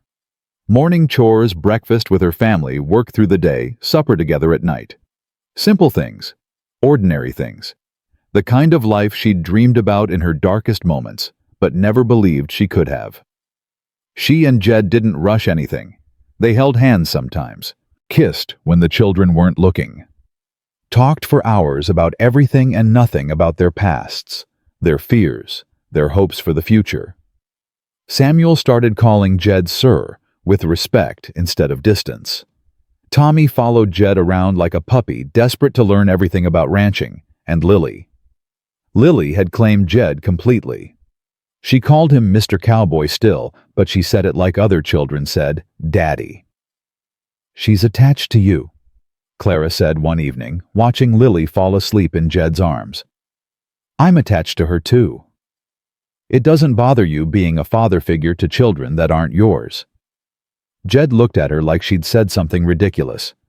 "They are mine. Maybe not by blood, but in every way that matters."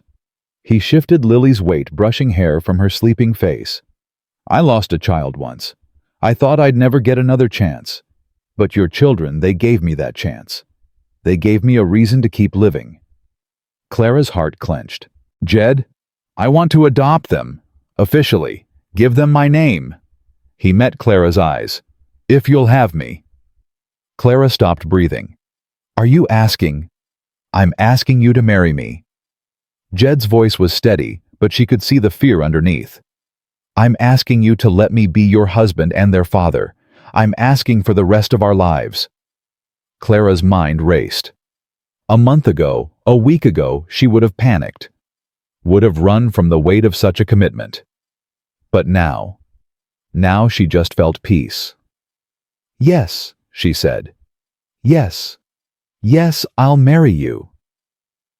Clara laughed a bright, surprised sound. "Yes, you can adopt my children. Yes to everything." Jed's face transformed. The hard lines softened. The shadows lifted. For a moment, he looked like a completely different person, younger, lighter, full of a joy he'd forgotten existed. "You mean it?" "I mean it." He kissed her then, with Lily still sleeping between them, and Clara tasted salt and realized they were both crying. "When?"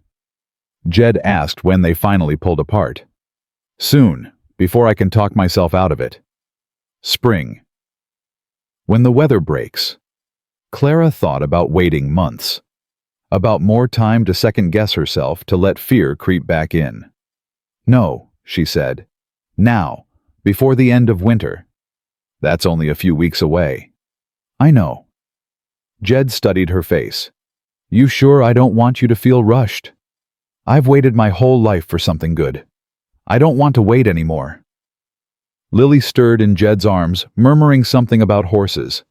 Clara reached out and stroked her daughter's hair.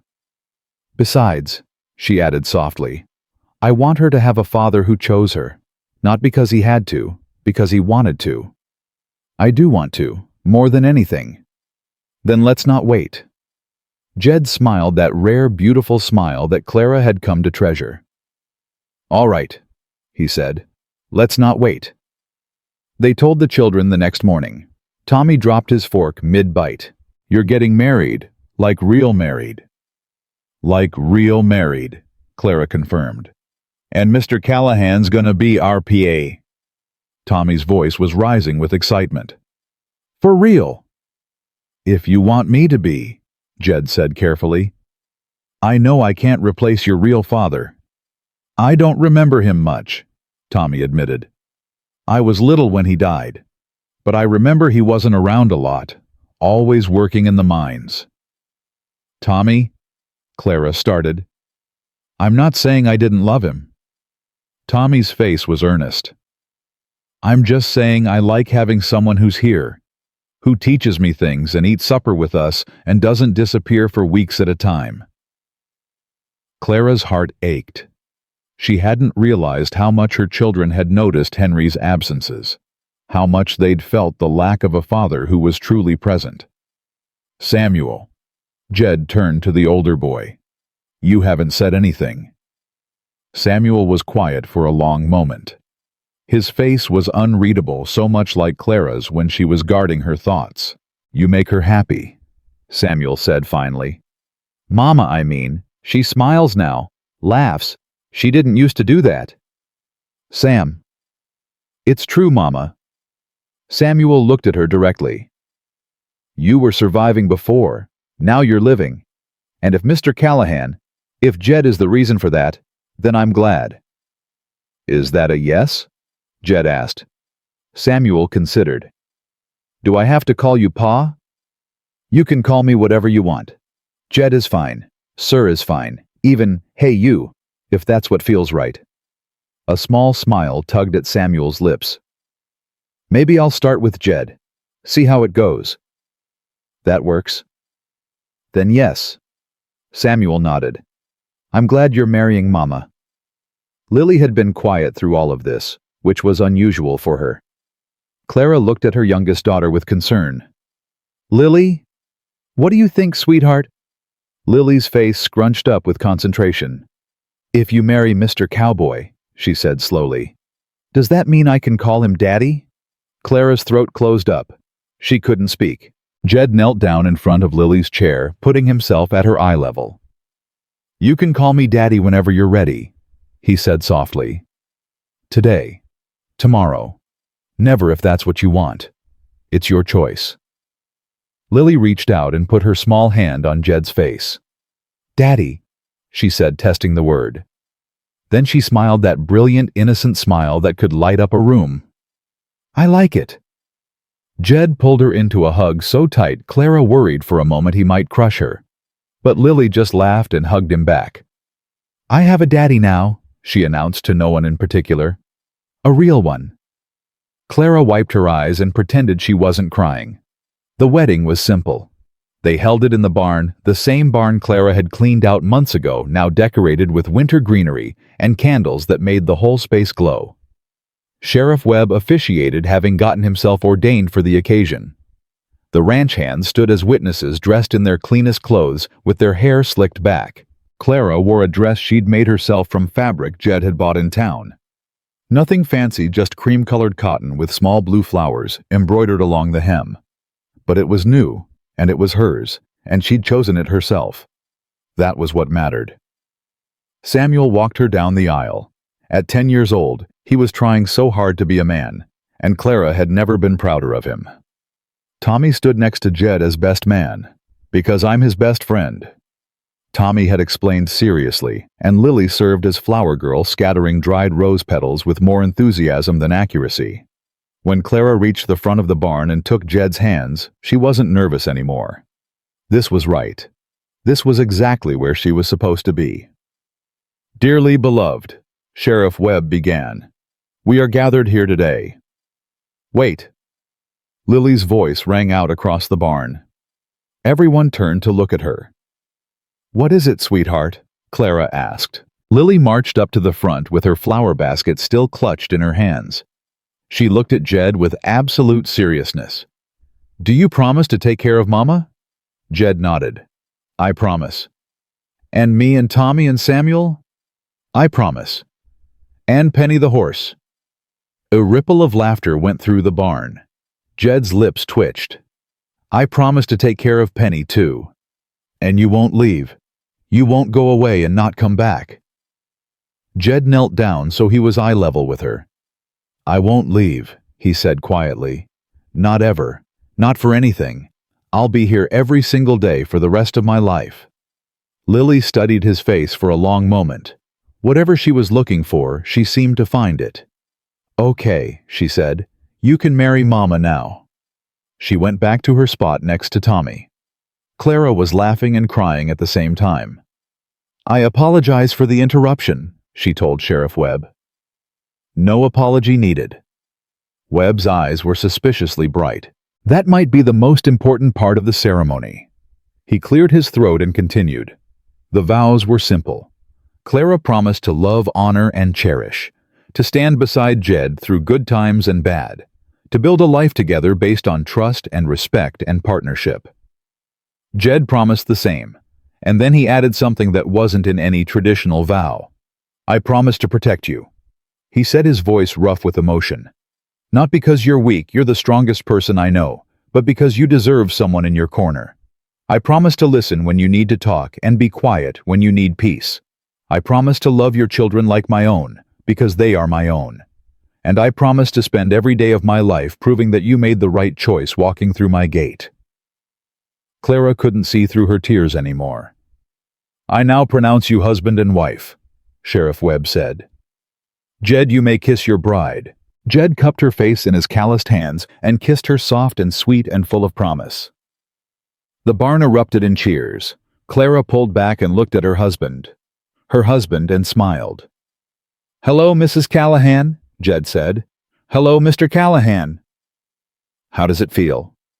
Clara thought about all the years of pain that had led to this moment. All the fear and running and desperate survival. All the time she'd told herself that happiness wasn't for people like her. She'd been wrong. "It feels like coming home," she said. Jed pulled her into his arms and held her tight. Around them their children laughed, and the ranch hands clapped, and someone started playing a fiddle that Clara hadn't even known anyone owned. And Clara Callahan finally, truly, irrevocably, Clara Callahan let herself believe in happy endings. Spring came slow that year. Clara watched it arrive from the porch of the house that was now officially hers.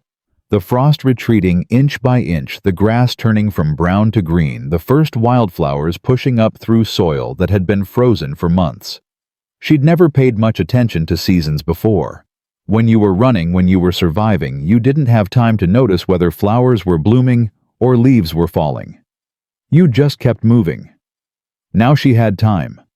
Now she had a porch to sit on, and a husband who brought her coffee in the mornings, and children who ran across the yard without fear in their eyes.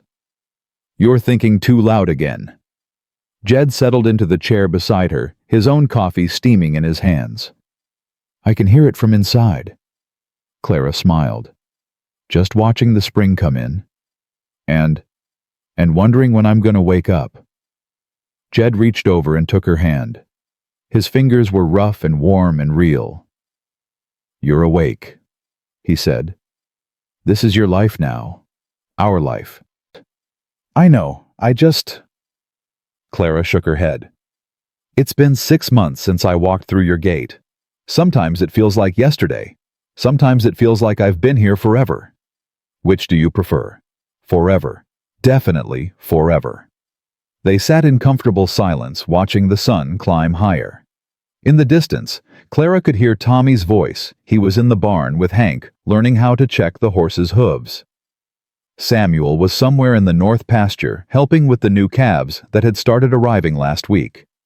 And Lily was inside playing with her doll Hope, and talking to her in that serious way 4-year-olds talk to their toys. This was her family now. This was her home. "I got something for you," Jed said. Clara looked at him. "What kind of something?" "The official kind." He reached into his pocket and pulled out a folded paper. Came in the mail yesterday, but I wanted to wait for the right moment. Clara took the paper with suddenly trembling hands. She unfolded it slowly, her eyes scanning the words. Adoption certificate. Samuel Henry Callahan. Thomas James Callahan. Lily Rose Callahan. Jed. Her voice cracked. It's done. Legal and binding. They're mine now, ours in every way that matters. Clara stared at the paper. Her children's names officially joined to Jed's, to hers. A family not just in practice, but in law. I didn't know you'd... When did you... Started the paperwork the week after we got married. Judge Patterson, the one who helped with Crane, he expedited it as a favor. Jed squeezed her hand. I wanted it to be a surprise. Clara couldn't speak. The tears were coming too fast, blurring the words on the page, until she couldn't read them anymore. Hey! Jed's voice was gentle. This is supposed to be good news. It is good news. Clara laughed through her tears. It's the best news. I never thought... She couldn't finish. Instead, she threw her arms around Jed's neck and held on tight. Thank you, she whispered against his shoulder. Thank you for choosing us. I didn't choose you. Jed's arms came around her solid and sure. You chose me. You walked through my gate and saved my life. All I did was recognize a miracle when I saw one. They told the children that night at supper. Tommy's reaction was exactly what Clara expected, whooping and hollering and knocking over his glass of milk in his excitement. We're really Callahans now, he kept asking. Like really, really. Really, really, Jed confirmed. And you're really our pa forever. Forever. Tommy launched himself at Jed with enough force to nearly knock his chair over. Jed caught him and held on his face, buried in Tommy's hair, his shoulders shaking with something that might have been laughter or might have been tears. Samuel's reaction was quieter. He studied the adoption certificate for a long time, his face unreadable. Samuel. Clara touched his shoulder. Are you okay with this? Samuel looked up. His eyes were bright, but his jaw was set in that stubborn way that reminded Clara so much of herself. My name, he said slowly. It says Samuel Henry Callahan. That's right. We kept your middle name, your father's name, so you'd still have that connection to him. Samuel was quiet for another long moment. I like it, he said finally. Henry was a good name, a good man, even if he wasn't around much. But Callahan? He looked at Jed. Callahan feels like home. Jed reached across the table and gripped Samuel's shoulder. You are home, son. You always will be. Samuel's composure cracked. Just for a moment. A single tear slipped down his cheek before he wiped it away with the back of his hand. Thank you, he said, for being what we needed. Lily's reaction was the most memorable. She climbed into Jed's lap, took his face in both her small hands, and looked at him with absolute seriousness. Daddy, she said, does this mean you're stuck with us forever? Forever and ever, Jed confirmed. Even when I'm grumpy. Especially when you're grumpy. Even when I'm old like Mama, Clara snorted. I'm not old, sweetheart. You're older than me, Lily said with perfect 4-year-old logic. Fair point. Lily turned back to Jed. Even when I'm older than Mama. Even then. Promise. Jed kissed her forehead. I promise. Lily nodded satisfied. Then she snuggled against his chest and closed her eyes. Good, she mumbled. Because I like having a daddy. Clara watched them, her husband, her daughter, and felt something shift in her chest. Not pain this time, not fear. Just a vast, overwhelming love that filled every corner of her being. This was what she'd been running toward. Not away from Victor Crane. Not away from danger. She'd been running toward this, toward family, toward safety, toward a love she'd never dared to believe existed. And she'd finally found it. The seasons turned. Spring melted into summer. Summer blazed into fall. Fall cooled into another winter, and then another spring. Time passed the way it did on a working ranch, marked not by calendar pages, but by calving seasons and harvests, by children growing taller and relationships growing deeper. Tommy shot up like a weed, all gangly limbs and boundless energy. At 9 years old, he was already better with horses than most grown men, and Jed had started trusting him with real responsibility, checking fence lines, helping with the branding, even riding into town for supplies. "He's got a gift," Jed told Clara one evening, watching Tommy put a nervous young mare through her paces. "Natural talent, the kind you can't teach. He gets it from you. He gets it from working hard. That's all you, Clara." Samuel at 12 had become Jed's right hand. He was quieter than his brother, more serious, but there was a steadiness to him that the ranch hands had come to rely on. When problems arose, a sick cow, a broken pump, a dispute with a neighboring rancher, Samuel was often the one who found the solution. "He's going to run this place someday," Hank observed. "Got the mind for it." "He can run it if he wants to," Clara said. "But only if he wants to. I won't have my children living lives they didn't choose." Lily at 6 remained the heart of the ranch. She'd learned to read the previous winter, and now she carried books everywhere, reading aloud to anyone who would listen. The ranch hands pretended to be annoyed when she cornered them with stories, but Clara noticed they always found reasons to be in the kitchen when Lily was practicing her letters. "She's got them all wrapped around her finger," Jed observed with a grin. "She's got you wrapped around her finger too." "I know, I don't mind." Clara herself had changed in ways she was only beginning to understand. The woman who'd stumbled through Jed's gate starving, desperate, half-dead with exhaustion, had become someone else entirely. Someone stronger, someone softer, someone who could laugh without checking over her shoulder first.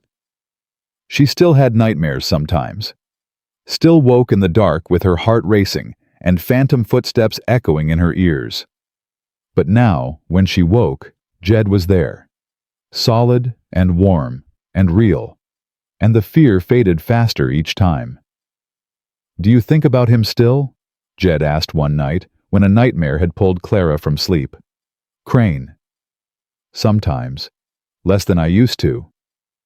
"He can't hurt you anymore. He'll be in prison for another 20 years at least." "I know. It's not him I dream about, really. It's who I was when I belonged to him. Who I almost became." Jed pulled her closer. "Who did you almost become?" "Someone who gave up. Someone who stopped fighting." Clara's voice was quiet in the darkness. "When I first got to the Golden Rest, there was a woman there, older, been there for years. She told me to stop struggling. Said it was easier that way. Said if I just accepted what I was, the pain would stop." "But you didn't." "No, but I thought about it. Every single day I thought about it." Clara shuddered. "That's what I dream about. That version of myself. The one who stopped fighting and let them win." Jed was quiet for a long moment. Then he said, "That version of you doesn't exist. It never did. You couldn't have given up, Clara. It's not in your nature." "How do you know?" "Because I know you. I've watched you for 2 years now. I've seen you face down armed men and corrupt judges and 100 small crises that would have broken anyone else. You don't give up. You don't stop fighting. It's who you are."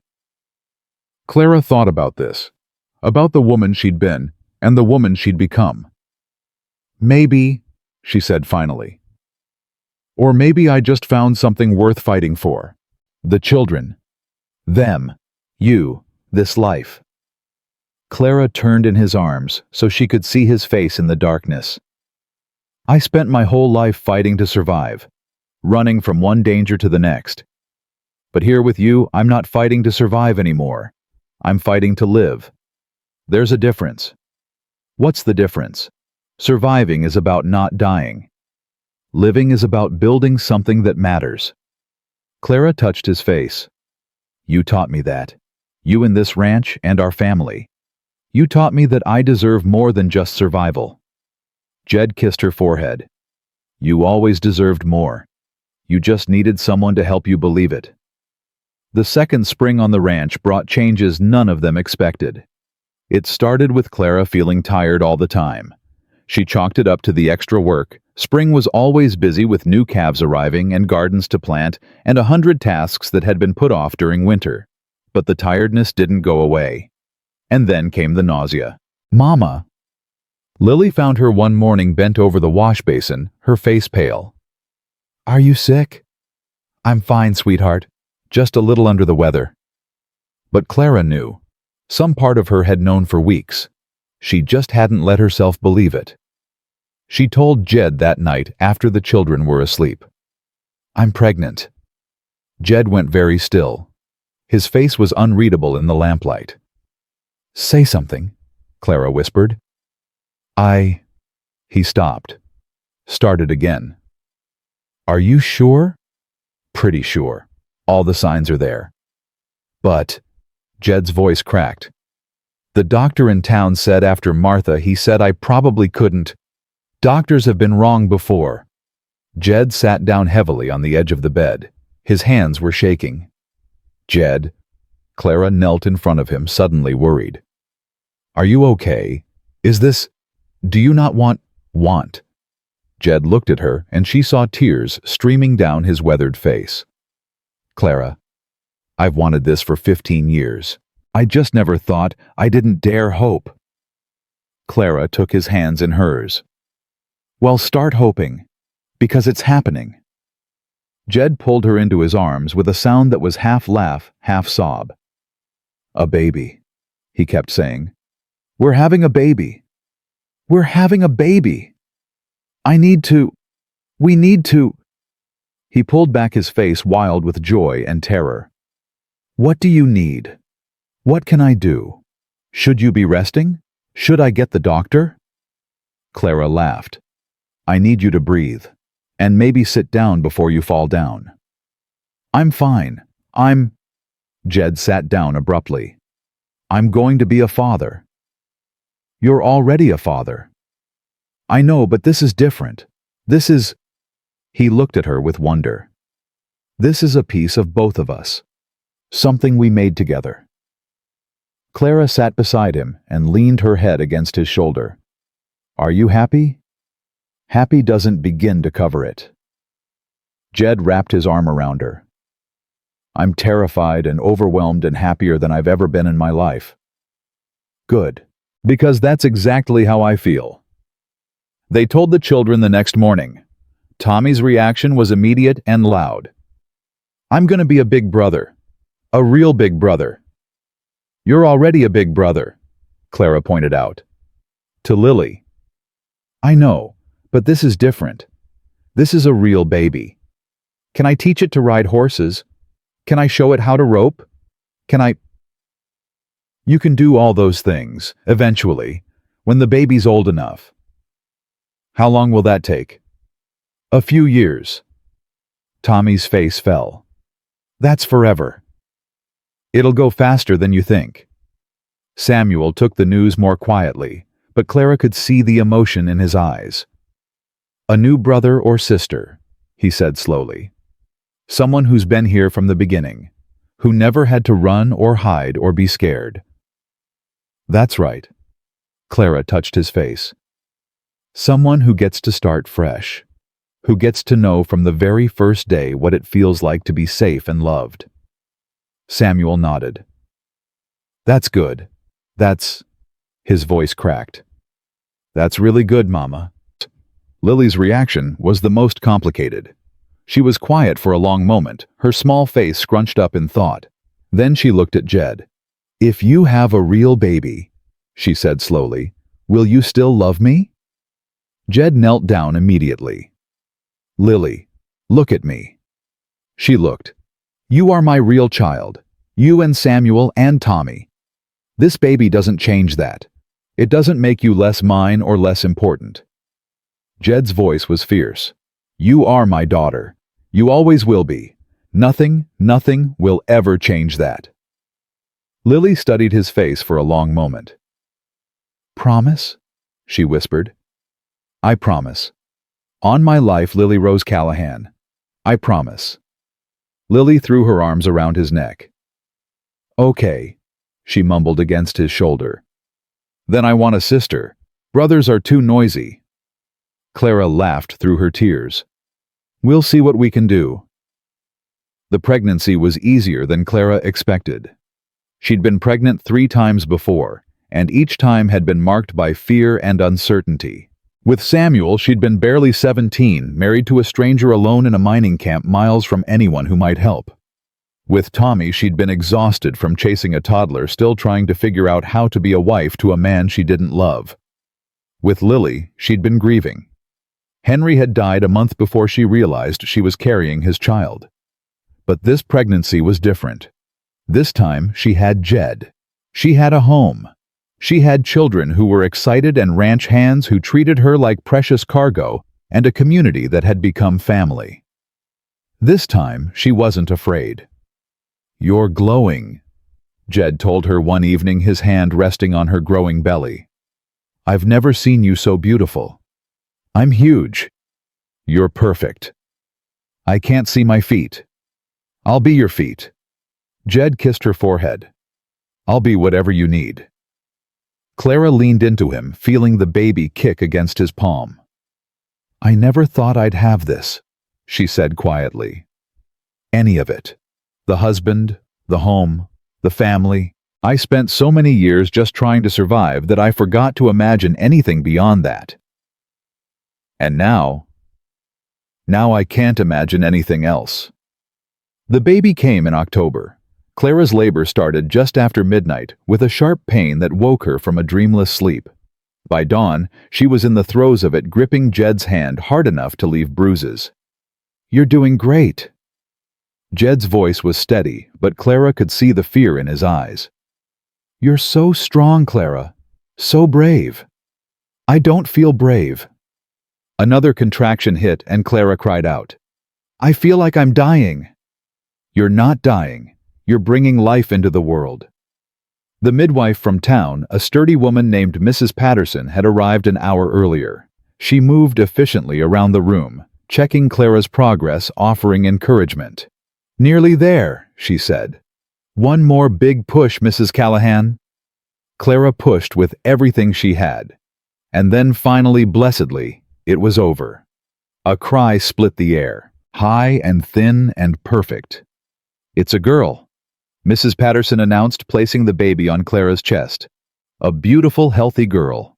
Clara looked down at her daughter, her 4th child, her 2nd daughter, but her first with the man she loved, and felt her heart crack open. Hello, little one, she whispered. Welcome to the world. The baby had Jed's dark hair and Clara's gray eyes. She was tiny and perfect and absolutely furious at being disturbed from her warm, dark home. She's got your temper, Jed said, his voice thick with emotion. Good, she'll need it. What should we call her? Clara had been thinking about this for months, running through names in her head, trying them out, discarding them one by one. Hope, she said finally. After Lily's doll. After everything we've been through. She looked up at Jed. Hope Callahan. Jed's eyes filled with tears. Hope. That's perfect. He leaned down and kissed Clara's forehead, then kissed the baby's tiny head.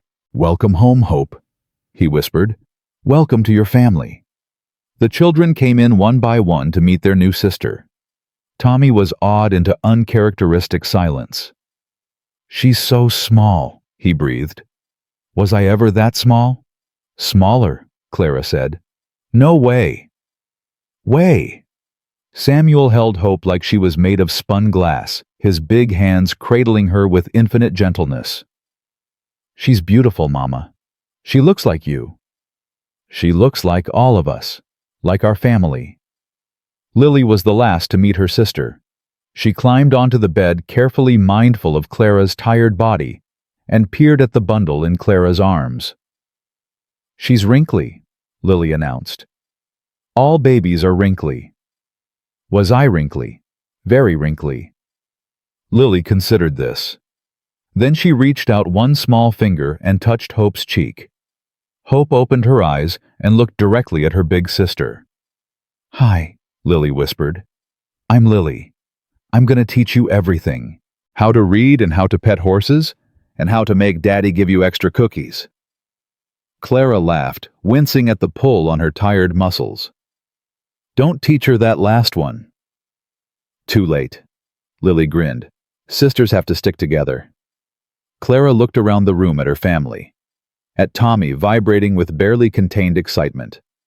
At Samuel, steady and strong and growing into a remarkable young man. At Lily, already planning adventures for her baby sister. At Jed, watching them all with tears streaming down his face. And at Hope, sleeping peacefully in her arms, completely unaware of the journey that had brought them all to this moment. 3 years ago, Clara had walked through a stranger's gate with nothing but her dying children and the clothes on her back. She'd been starving, desperate, running from a man who wanted to destroy her. Now she was home. Now she was safe. Now she was surrounded by people who loved her, not because of what she could do for them, but simply because she was Clara, because she existed, because she mattered. "What are you thinking about?"